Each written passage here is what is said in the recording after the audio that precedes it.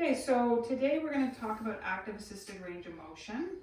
And what that is when somebody is injured with a dislocated shoulder, impingement, any kind of injury where it's going to be hard to raise the arm above their head as the muscles are going to take over. So the idea behind this is that we want the good arm to move the bad arm up so we don't engage the muscles.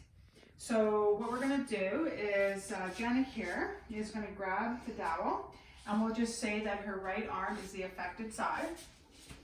And the idea is the left arm is going to raise the right arm up above her head. So 3 sets of 10 is a good number to go by.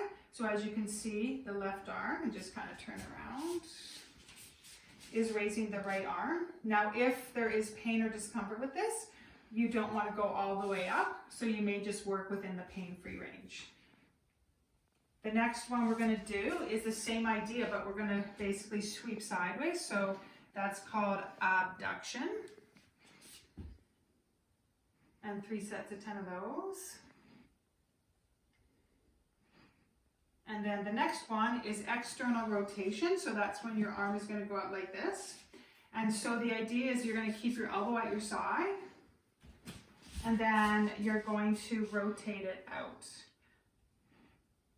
And try and keep the shoulder down and back in the back. And rotate out.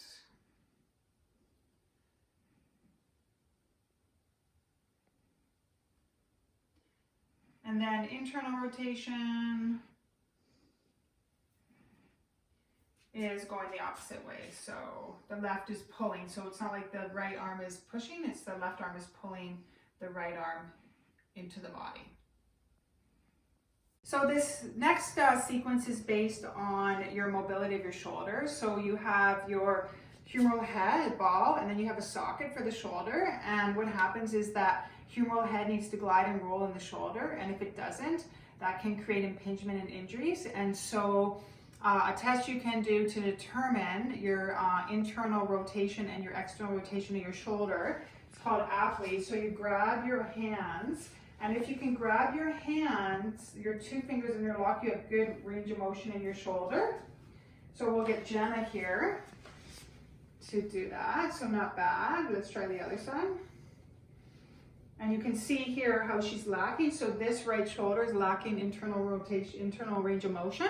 So in order to increase that, what we do is we grab a towel, and the bottom hand is the one that you're going to actually increase range of motion. So this is the one that's lacking internal rotation. She's going to take the top hand, the external rotated hand, and she's going to pull the actual hand up, the right hand up.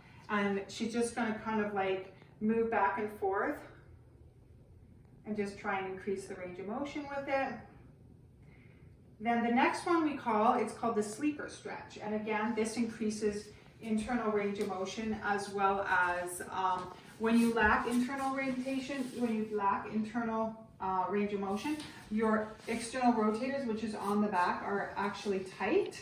So this kind of gets both. So the idea is you're going to have your shoulder and your elbow in a line, and then you're going to have your hand facing down.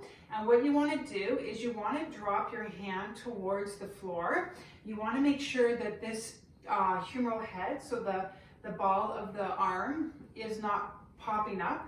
So generally you want to just pop it. So you don't want to pop it up. So you want to keep that down. And you want to go as far as you can without this popping up.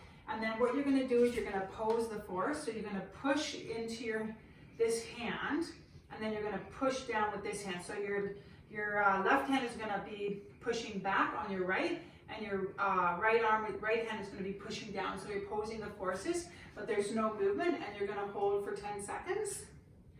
And then you're going to do that 3 times. So each time after you release, you can try and get the hand closer to the floor.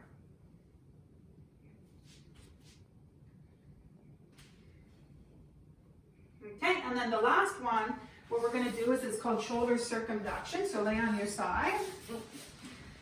And we'll just make sure you're far enough away. Yeah, perfect. And so the idea is your knee is going to be bent because you don't want your hip to rotate, and your thumb is going to be down.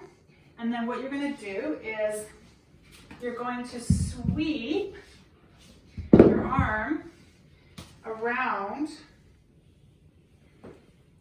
crack it back, all the way to the other side.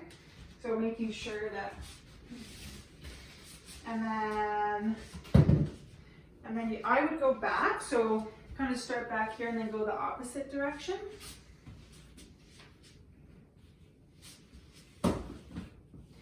And so what's going to happen is right about in this range right here, because again, like I said, the shoulder has to roll and glide.